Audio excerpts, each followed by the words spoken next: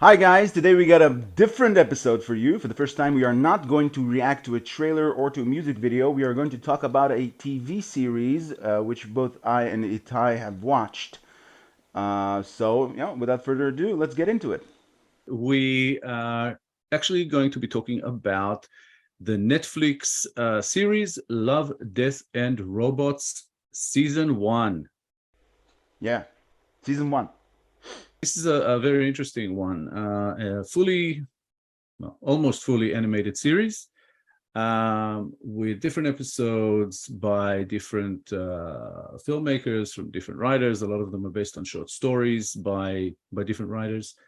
Um, just very, very interesting stuff. I did not know much about it before sort of diving into it. And it has been a very, very pleasant surprise. Yes, a very pleasant surprise. And David Fincher was executive producer on most, if not all, of the episodes. Yeah. So that's a good thing. That's high level.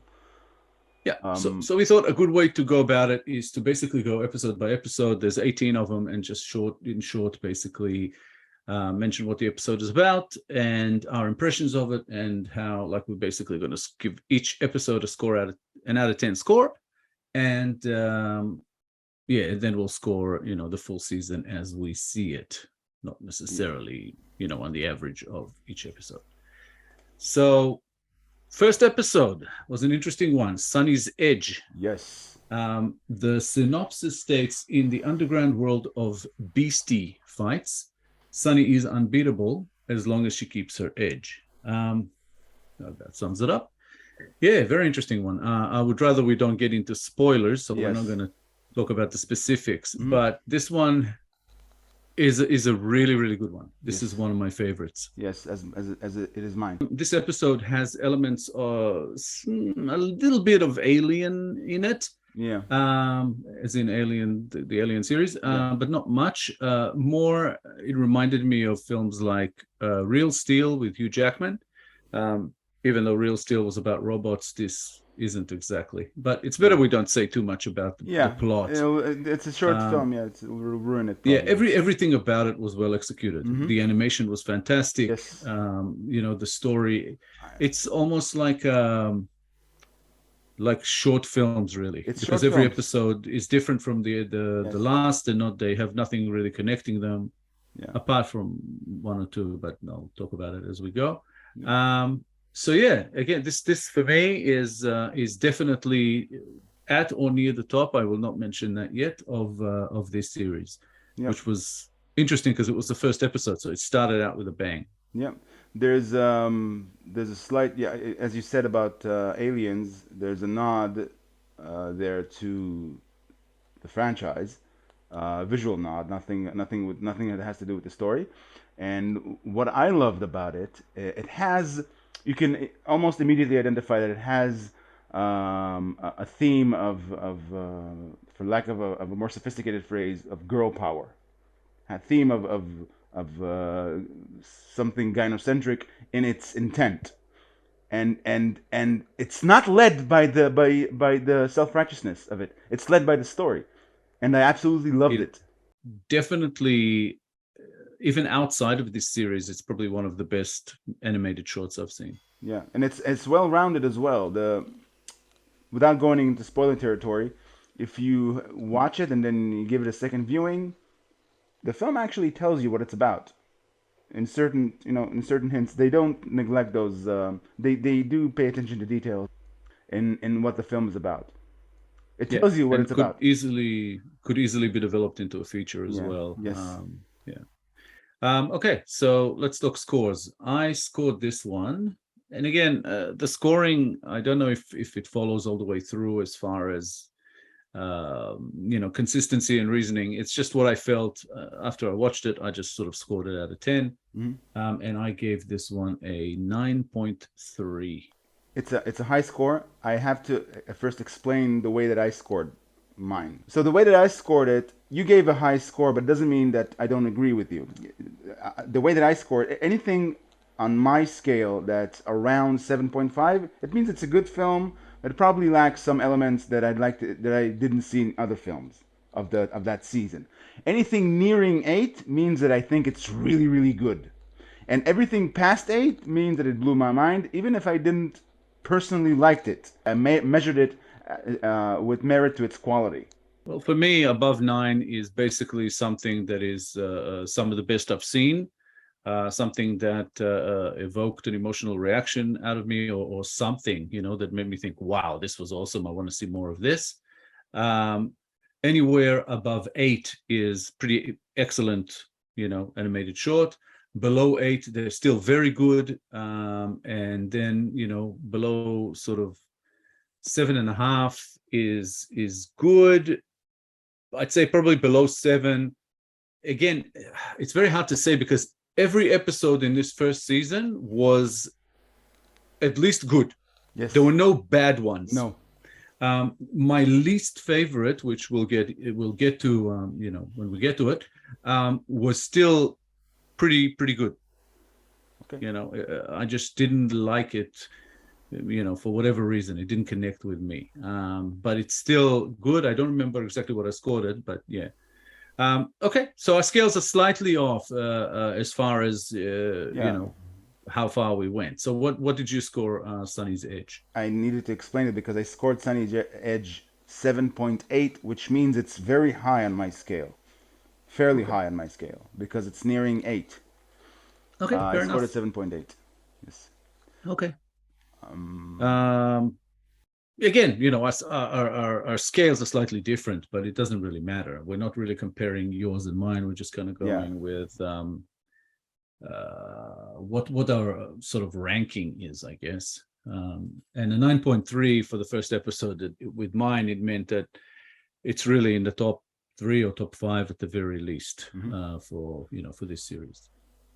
For you, I'm not sure. I'd say it's 7.8. It probably isn't, but it's I up really there. like this. It's up there. Okay. Episode 2 is sort of delves a little bit into a sort of comedic area. Yes. It's 3 robots. The synopsis simply states, long after the fall of humanity, 3 robots embark on a sightseeing tour of a post-apocalyptic city.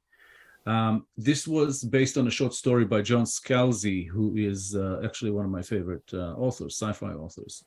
I have about, 8 books by him. I haven't actually finished reading all of them, but I've read at least 5 or 6. And I do really enjoy his writing and the way he thinks. Yeah. So there's a few in this first season that are based on short stories by him, and I thought I would absolutely love them, but they vary. Also worth mentioning, this episode, the robots are voiced by Josh Brenner, who is Big Head in Silicon Valley, the series. I haven't seen it, but okay. You haven't seen Silicon Valley? Okay. Gary Anthony Williams and Chris Parnell. Why don't I know that name? Who we know from SNL. He was in Anchorman 1 and 2. Yeah. He did voice work on Archer, American Dad, Family Guy, Rick and Morty. Hang on. And most importantly for you, he was in The Lonely Island's, what was it called? Natalie's Rap. Natalie Portman. Oh, he's her interviewer. Yes. Yeah, I love that guy. Yeah. I saved it for the end because I knew that this would mean you know who I'm talking about. Yeah. So yeah. The first one, Natalie's right? Rap, The first classic. one. He was in the first one, yeah. Yeah. Where'd Yeah, you he's do in that? SNL. He's in Anchorman. He's done a lot of stuff. Where'd you do that? Okay, yeah. So yeah, this one is actually it's amusing. It's actually kind of funny. It's interesting, and it carries some I guess sort of a philosophical maybe outlook as far as where we're going and where we've been at that point. The premise itself is very good ground to have a certain point of view on the entirety of mankind from a very logical perspective of beings that don't read emotions the way we do. So you get a very clear and a very cold take on mankind, and it's refreshing. It's yeah, that's true. Everything they're saying is true. Yeah, it's a very um, justified criticism of humanity, I think. Yes. Yeah. Yeah. Yeah. And the Okay. premise of that. Yeah. And I really did enjoy this one. I scored it 8.2. I scored at 7.6. It nears more to the 7.5 mark than to the 8. Just to express that I do think it's good, slightly under 8. Okay, let's move on. Episode 3 is one called The Witness. The synopsis: after seeing a brutal murder, a woman flees from the killer through the streets of a surreal city. I thought this one was really good. The idea for it, which we'll not get into again for fear of spoiling, because it's very easy to spoil this one, because again, they're so short that if we give away too much, it does spoil. Yeah, no need for that. I think that the theme or the plot lacked originality. Yes. We've seen this kind of thing before. Yes. And that's what took it down for me. Mm-hmm. The animation was fantastic. Yes. It's different. And at some point, I think I kept checking, am I looking at real footage or animated footage? At points, I wasn't sure what they were doing. It looked like it was some sort of a combination. I wasn't sure. And then I realized, no, it is animated. Yeah, but very, very well done. Yeah, it feels like the entirety of this project rests on its performance, not the story, not the they didn't. It wasn't important for them that it wasn't original. They knew what they were making, and the experience is like it's like going on a very interesting trip, Yeah, a drug trip, yeah, and that's the and it was very good. Just not on the level of some of the yeah. Real favorites of mine Yeah, here. if you're looking for story, you'll be slightly underwhelmed by it. Oh, so some people this will blow their minds. It depends on what you've been exposed to so far. But having seen so many films over the years, we've seen this kind of theme come up in a lot. Yeah, I mean, if you're the kind of I wouldn't say a lot, but we've seen it enough. I mean, probably mean that if you're the kind of viewer that is looking for story, if you're from the get go looking for story, that means that probably know what's out there, and you'll recognize it as not being as original as you would hope. Yeah, I still thought it was very, very well executed, so I gave it 7.8. I gave it a 7.5. There you go. So we thought it was good, but not as good as others. Yeah. Okay. Episode 4, titled Suits. A community of farmers use their homemade mechs to defend their families from an alien invasion. Yeah. This was an interesting one. This is one of my favorites again. Okay. It's sort of old school, more old school animation. Yes. But when it started, I was watching it and I thought, I don't know, and I just got into it more and more and more. By the end of it, I was like, I want more. Yeah. So yeah, this was really good. It was really good. It reminded me of Firefly, the show. A little bit, yes. The thing I love most about Firefly is you have this extremely modern time with spaceships, and I'm not doing any spoilers because it's not the topic in here. Yeah. Spaceships but the language is the language of Southern people, of farmers, and the combination between the two is mind blowing. I just love the thing that I took most about Firefly was the language. I aim to misbehave or whatever, all that. Don't forget, they are farmers. Yeah, this is what brought me back to that notion, which is a dichotomy, I guess, yes. in this whole thing, that you have farmers and you have futuristic. Yeah, But I thought it was excellent. That's what drew me into it. But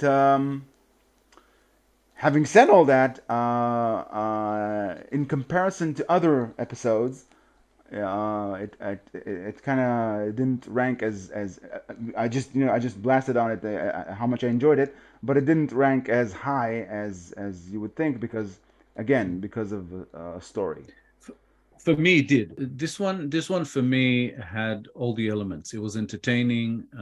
At some point, it was a little bit funny. There was drama. The characters drew me in. The voice work was fantastic. The animation, while old school, was still, well within its style and subgenre, or whatever you want to call it. Well done within that, within that style. And I scored it 8.7. I scored at 7.7. Okay. The next episode was Sucker of Souls. As soon as I hear the title, I remember it. So I remember what it's about. Unleashed by an archaeological dig, a bloodthirsty demon battles a team of mercenaries armed with ... cats. Cats? Yeah. Yeah. Oh, This was an interesting one. Yeah. The animation, again, it's within a style that isn't necessarily my favorite animation style, but Yeah, although it's it a little called bit, for it. It called for it there. yeah, but it's a little bit kind of, maybe a little bit manga. Yes, but it called for it. It's the type of film that calls for Sure, the. sure. But that's what I was going to say. It didn't really affect my experience. I kept watching it, and I enjoyed a lot of it. Certain parts of it I thought were not as well written as they should have been. Yeah, I still thought it was very good. it's again a film that rests on the experience, I think, because it has not. The entire premise is very lighthearted, and although it has a lot of horror elements in it, it's very lighthearted. They're trying. It guises itself as almost a comedy, and it's very high Horror pace. comedy, yeah. Yeah, horror comedy. And it's very high pace, Yeah. and it gives you the experience. It's directed at giving you the experience, and it does a fairly good job at it. It's funny that we mentioned that because this is the 5th episode, and so far it's the first episode that isn't sci-fi. Yes. It's actually horror comedy. I enjoyed it. I thought that some of the humor was very cliche. Yes. And still worked. Yeah, it worked because it was inside the world of the film. The world of the film, it's like the creator tells you, listen, don't take this too seriously. Enjoy the ride. Yeah, it was a good one. It's my 5th so far out of 5, but it still scored a 7.7 on mine. So it scored a 7.5 out of mine, as it relates to my original scale, 7.5. Fair enough. Yeah. Okay, episode 6. Now we're entering really weird territory. Yeah, weird but smart. Yeah. This one is called When the Yogurt Took Over. Yeah. This is also based on a short story by John Scalzi, by the way. Yeah, no surprise. Yeah, and the synopsis: after scientists accidentally breed super intelligent yogurt, it soon hungers for world domination. Even the synopsis, is weird, but it's very much on point. I really enjoyed this one. Yeah, as did I. It felt like it was loaded. This is one I haven't seen recently, but it felt like it was loaded with social commentary, which I loved. It is that. It is very, very tongue in cheek. It's definitely, again, a massive sort of criticism on humanity and how we operate and all the rest of it. It's almost very, very clever. Yeah, it's in almost a way that mocks humanity, which also it does. Not almost. It's dead on that. That's my memory gaps. I think I haven't seen it in 2 years, but I knew enough to score it high. Yeah, for me. Basically, there's not much more we can say about the plot because it's all in the synopsis, but this is definitely worth seeing. I scored this one 8 out of 10. I scored this one a 7.8. Moving on to episode 7. This one is titled Beyond the Aquila Rift. Yeah. Again, this one, as soon as I hear the title, I remember the episode. The synopsis states, awakening after traveling light years off course, a ship's crew struggles to discover just how far they've come. This one's an interesting one. This is the sort of animation that tries to go for slight realism. Yeah, hyper-realism even, I think. Yeah, well, it's almost there, but not they're quite. not. Yeah, they're not. No one is there, but this one. Yeah. Also, the story for me was not very original. We've seen it before, but it was very, very well done. Talking about hyperrealism, there's a sex scene in this one that attempts to go very, very, close to sort of raunchy sex scenes in film, and it's very, very well done. Even though I felt that I've seen this story before, I still thought it was excellent. Yes, it was. But what I was saying about hyperrealism, well, you mentioned the sex scene, but I'm talking about the close-ups where Yeah, you're looking at a person's face and you're looking at it and you're looking at something that's not a person, but the level of detail. Oh, wow. yes, but you could definitely know it. You never question it at any point that this Yeah, is but animation. because Yeah. generally they're not quite there yet. No one is. Hmm. What did you score this one? I have to confess, this is actually my favorite one of the season. It's Okay, not interesting. necessarily what I think is best story wise or whatever, because what you said was right. It's not very original, but I'm a sucker for horror sci-fi. I scored it 8, and Hmm. I scored it 8 because out of the entirety of the season, it was, as I said, it was my favorite because I have a strong affinity with sci-fi horror, and it really hit the spot because of all the different elements in it. Without going into spoiler territory, it's not just the realism; it's the story itself and how it makes, how it made me feel. I really thoroughly enjoy films that take place in deep space and whatever. There are certain elements that I can't talk about for fear of spoiling in the story with regards to what I think about its structure and the different characters in there. And I always enjoy seeing all the little breadcrumbs that makers give you to let you know what's going on. And the sex scenes. And the sex scenes, of course. It blew my mind. Who knew you could enjoy porn without exploiting women? I said it out loud, didn't I?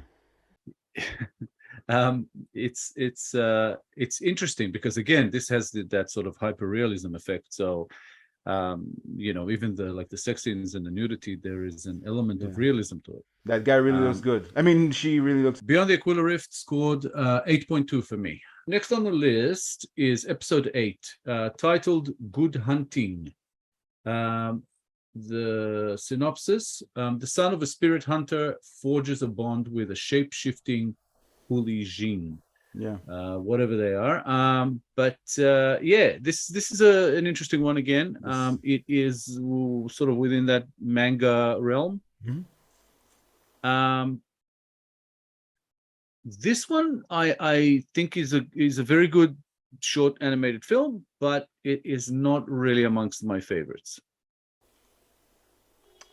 I thought Okay. there was some maybe an element of simplification in the story, and also it was missing certain elements I would have liked to have seen in a story like that. So it kind of left me okay. I still scored it well, but because I recognized the good in it, but it's not among my favorites.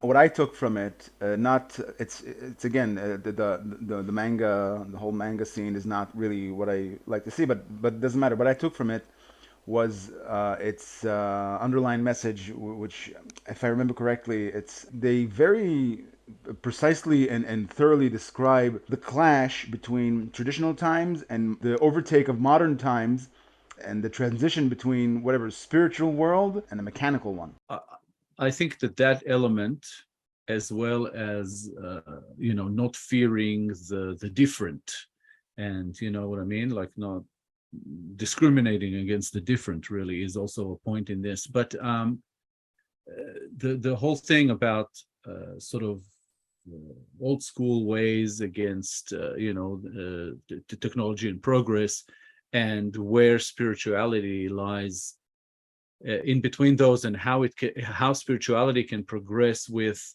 along with technological progress and all the rest of it, is interesting. Yeah, Definitely the let's say the better part of this yeah. short. After all that, with Good Hunting, what did you score it? I scored Good Hunting 7.9. I scored it 7.5. So episode 9 sort of relates to maybe the quality of this episode of ours.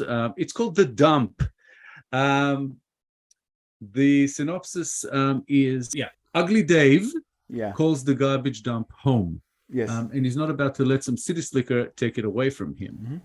Just small things needs to be mentioned here, that some of the voice work in this one is done by Gary Cole, one of my favorite actors. So yeah, that was a fun one. But in general, this was a fun one. Yes. I enjoyed this one. For me, this was less about message, even though there is a message in it, and more about entertainment. This was a fun little short. That seemed to be made in good fun as well, with the way even the animation, the way they animated the Ugly Dave character, and there's a let's just say male frontal nudity in this, which is part of the humor as well. In the dump, his friend goes to take a dump in the dump, and gets chased by let's just say, for not wanting to spoil, a dog or something. Yeah, he gets chased by a dog. Yeah, he gets chased with his pants down. So his penis is flailing about, and again, it's animated. But yeah, yeah. Go on. What did you think of this one? It hit a chord with me. I'm a very I like everything that has to do with scraps. You like a good penis and dump yards. No, I'm not the penis part. Of course, it has something to do with it. But the whole, I'd like to live in a place like that. Not animated, but I'd like to live in a place where I can be surrounded by scrap metal. You'd like to live in a dump with scrap metal dump, cars and whatever. So I can fabricate my own, weapons of mass destruction, means to help humanity. Yes. So, okay, without spoiling, perhaps, you were talking about a message. What did you think the message here was? When you come from outside into a place you don't know, don't fuck with the locals. Don't come into a place you don't know and try and tell the locals there who've been there for years what's what. That's not a cool thing to do. That's going to get you killed.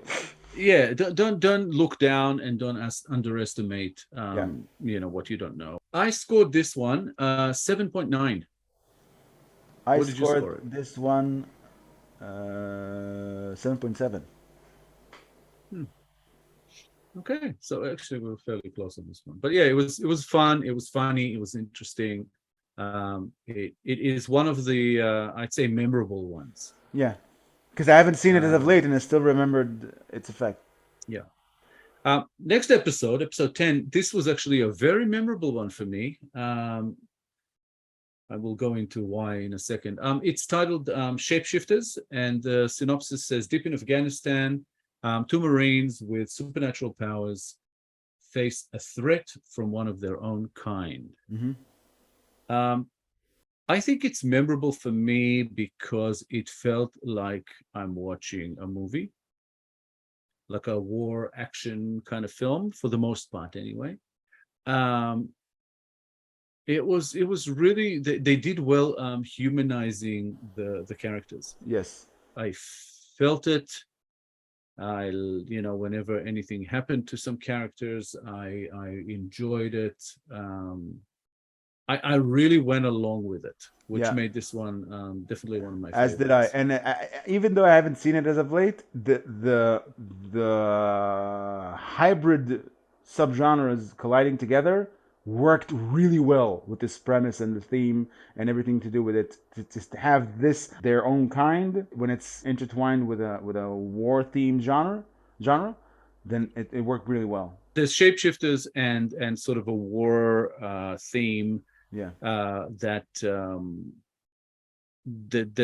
kind of plays with reality. I mean, they're in Afghanistan, they're Marines, the US in Afghanistan, which is truth, like real story, true story. But this obviously isn't. But yeah, I thought it was very well done. And there's a nice element in it, basically to do with patriotism versus your own kind. So you have the country you come from and your affinity to that country, but there's also your race. Yeah. and which one, which one ends up on top, Yes. that kind of thing, which is kind of interesting, I thought. Yeah, it kind of relates to the whole idea behind hate, that it always stems from fear, especially fear of what you Mm-hmm. don't know. And I think throughout the history of mankind, that will always be the case. You always hate Mm-hmm. what you fear, and you always fear what you don't know. So you always hate what you don't know. Yeah, and fearing the unknown is something that comes up in a lot of these shorts, but in very, very different ways, which I really enjoyed. Um, what did you score, Shapeshifters? I scored it 7.6. I scored it 8.4. Episode 11, Yep. Helping Helping Hand. hand. Yes. Stranded in orbit, an astronaut must choose between life and limb before her oxygen runs out. This was an interesting one. Again, one that I felt I've seen before. Yes. As did I. Short and bitter. I like to call it. Yeah, it was interesting. It was okay. It was an element of cliche because, again, I've seen it before, so it lacked some originality. Um, but overall, it was very well done. It's a seven I point. scored it. Sorry. Sorry, go Say ahead. you say it first. 7.6. Seven 7.6. point five. Episode 12. This was an interesting one called Yeah, Fish Night. Fish Night. If you want to enjoy this film thoroughly, you need to be on some sort of hallucinogenic or whatever. Yeah, Not necessarily, but yeah, but this one has that an element it's of that. yeah. It felt like the people who It's a bit made it trippy. were a bit Yeah, tripping but out. this one, after the car breaks down in the desert, two salesmen take a dreamlike voyage to the dawn of time. Um, it was interesting, and it was very well. Um, Experience oriented. I was thinking about the way it was actually drawn. The animation was really good. For what it was. I really enjoyed that part of it. I still scored it very high, even though I find maybe more faults in it than I do in other shorts in the series, other episodes. Maybe it's In the way of story, the way it goes and where it goes and how it ends. because It, it lacks structure. It lacks probably proper yeah, plotted structure. it takes you somewhere special and leaves you there, Yeah, and it doesn't uh, um, explain or even give that's fine. you the opportunity to work it out yourself. It Yeah, doesn't do either. but you still think about it after you. This is what to I think me. about it, but only from a visual standpoint, Yeah, and it as did has I. this element of ghosts of the past. Could be, yes. To me, Um, I haven't seen this one as of late as well, but thinking about it, it's if David Lynch would have made an animation, no, David Lynch would have gone far, far, far more a short animation. crazy than this. Still, you know, it's not that crazy, but it's interesting. It's imaginative, and that's why it's scored fairly high for me. But Or Spike as Jones. far as Yeah. favorite, it's sort of it's one that I have a strong liking to, but I also have a bone to pick with. I gave it 7.8. I gave it 7.6. Episode 13 is titled Lucky Lucky 13. 13, yep. And this one, the synopsis is: after the dropship Lucky 13 lost to crews, no pilot would fly her, but rookies don't get a choice. This one is voiced by Samira Wiley. She's in Orange is the New Black and The Handmaid's Tale. And it also, one of the voice actors in it is Nesta Serrano, who's a veteran actor. And I also recognized him from the way that he was animated, which made this kind of a little bit interesting for me from the get-go. But still, after watching it and the way the story unfolds, this is possibly the best scripted story out of maybe all of them. Okay. One of my favorites. Okay. Okay. I enjoyed it It's not a, thoroughly as it's not well. yeah, it's not exactly a new territory, No, it's but not. it was done better than most of these types of stories that I've seen before. Yeah, So I really, really enjoyed it. yeah. I kind of scored it high, but I scored it very high. it is one of my favorites. I scored it 8, but I didn't really lean on I didn't really recognize what you said. It was the best written. I just enjoyed it thoroughly. It was very well made, and it was But that's captivating. yeah, but that's one of the elements. It's captivating because it's so well written, and it's got 9.3 for me.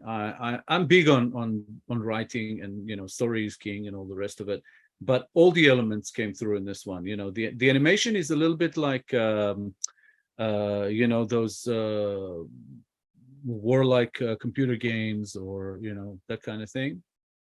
Um, there's some realism there, but it's still not hyper realism as others have been. But yeah, I just love the story, the way the voice work is like really good, really good. Yeah, Episode 14 titled Zima Zima Blue. Blue. Yeah, Um, the renowned artist Zima recounts his mysterious past and rise to fame before unveiling his final work. This one is more philosophy than story. yes, It's interesting. The animation is a bit more retro and artistic. It is very, very.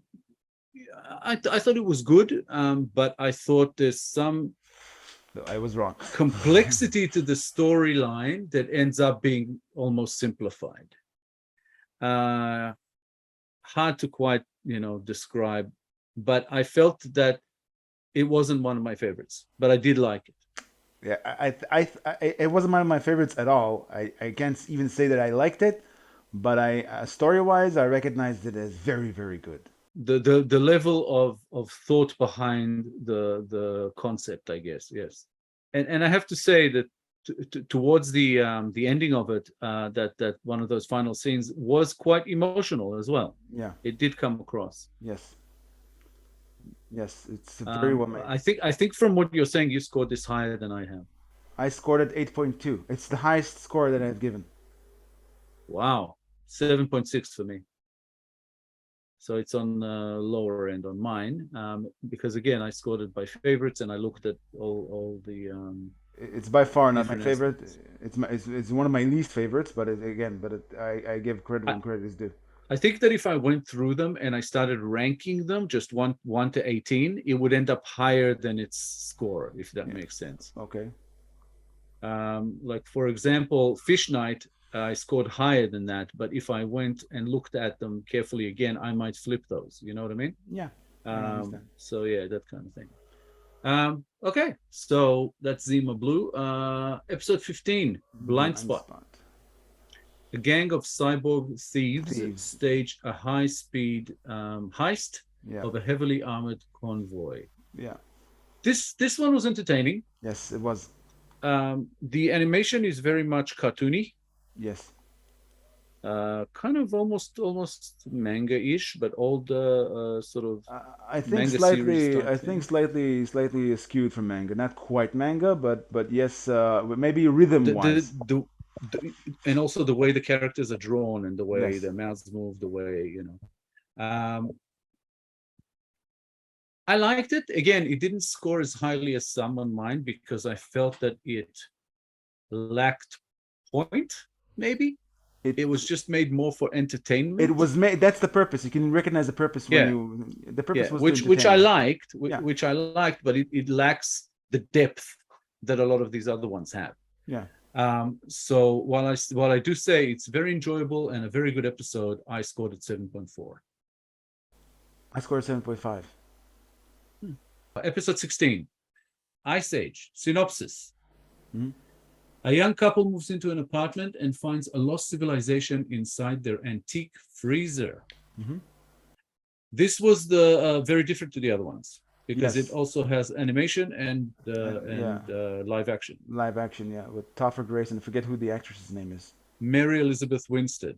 Oh, of course, I know her. Well, of course it was her. Okay. She's been in a ton of stuff. But yeah, and Topher Grace. Um, this was interesting. Like it's almost like both original and not really that original. We've kind of seen that kind of thing before. Yeah. Entertaining in the way of the banter between the couple and Yes. and what they see. Yeah. Um, And how quickly they accept what they see. Because yeah, but again, it's whimsical. You know, yeah. the whole feel of it is whimsical. It's not meant. It's like a slightly skewed reality Yeah, from ours well, in a way. things you might see in Men in Black, but I think it lacked a strong point. Yeah, but it was interesting, and it was fun. And funnily enough, I scored this one the same as Blind Spot, which is 7.4. Yeah, I scored it. Yeah, 7 point. I scored 7.4 as well. Episode 17, Alternate Histories. Yeah. This was very different. Yes. Want to see Hitler die in a variety of comically fantastic ways? Now you can. Welcome to Multiversity. This one also based on a short story by John Scalzi. And that sort of explains why this one was in some ways similar to the yogurt one from Yeah. earlier. Yeah. But in my opinion, nowhere near as good. Yeah, I didn't think it was good as well, but it had a strong educational vein that they call it the multiverse, whatever, But university, did it? multiversity. But No, did it it? was no. It just here. Look at some jokes that we wrote about alternate histories regarding Hitler and whatever. And Okay, I'll reveal that this one is the lowest on my list. It's the 18th out of 18. well, maybe it's It not. was good. Okay. It was good. It was entertaining, but it's not at the same level as the other ones here, I thought. Yeah. And also the style of it is not my favorite sort of animation style, which took me out of it a little bit. But yeah, what did you think of it? I thought it was entertaining, and it wasn't memorable because it both the story and the execution was something that you could easily see it as a standalone short little skit or whatever. It felt like I mean, it almost felt like it didn't belong to this series. they Almost. all work as yeah, but they all work as a standalone. But yeah, but this one, yeah, I'm talking about the it's theme just wise. yeah, again, it's just not as good. No. I scored at 6.8. I scored it 7.4. It actually matches up with Ice Age, but it didn't. But if I look at it more thoroughly, then it'll probably score lower than Ice Age. Yeah, 7.4. Yeah. Okay, the last episode, episode 18, titled "The Secret War." The synopsis reads: Elite units of the Red Army fight an unholy evil deep in the ancient forests of Siberia. Yep. This was a very good one. Yes, it was. It relates to what I said about genres colliding, and also visually speaking, the animation is fantastic. They managed to capture. It's taking place with actual historic events in the background, Mhm. and everything, all the elements there, and the genres colliding, made for a really good short film. And also the I wanted to say it about the rest of the shorts. They have very limited time to make you invested in the characters, so they had to do it really quickly. In this one, they did it so quickly, but so efficiently that you were engaged. Mhm. You immediately knew who's calling the shots, the temperament of all the people involved, and whatever peril they were facing, and it just hit. It's like a if a film was a computer code, it was the most efficient code that I've not the most efficient, but it was a very efficient code to work itself into your brain. Even though it's not my top score, it's up there. Yeah, it's one of the most well-written shorts in this season. It's animation somewhat resembles the animation from Lucky 13 and from Shapeshifters. And the Aquila Rift, whatever. Yeah, but the Aquila Rift is has less in common with this one, in a way. You could say that, yes. I thoroughly enjoyed it. I thought that the story sort of pulls you in. This one was also somewhat more of a war horror Genres kind of colliding, thing. yes. Yeah, and the whole thing about it being a Russian army was a nice touch with, like you said, real events happening in the background. So this is the secret war. This is the war that the Russian army had to hold off this unearthly enemy. Yeah, during World War II. And not just hold them off so they don't get to wherever they're trying to get to, but also hold them off from becoming evident, from being seen by people, and all that against the odds, all that mess against all odds. So yeah, it was a very, very nice touch, a very well put together short that rates it's in my top 3. It's very high. I can't really say what's in my top, but it's one of my highest as well. I scored it 9 out of 10. I scored it 8.1.